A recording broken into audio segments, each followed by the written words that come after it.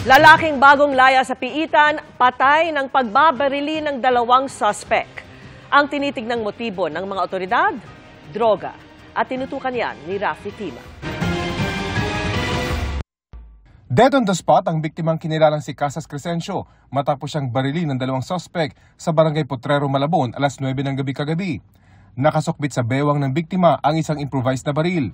Bukod sa baril, ayon sa pulisya, may droga ring nakita sa kanyang katawan. 2 plastic sachet ng pinaginalaang shabu, isang gunting at mga piraso ng plastic sachet at mayroon din siyang balisong. Base sa inisyal na investigasyon, kilala ng biktima ang 2 suspek. Huli daw sila nakitang nagtatalo sa mismong bahay ng biktima. Umalis yung biktima at sinundan itong 2 suspect. At habang nag-uusap sila, bigla itong binaril. Kakalaya lang daw ng biktima mula sa kulungan dahil sa kasong illegal gambling. Hinala ng mga investigador na onsyaming transaksyon sa illegal na droga ang punot dulo ng pamamaril. Kilala na raw ng mga pulis ang 2 suspect at kasalukuyang tinutugi sa mga ito.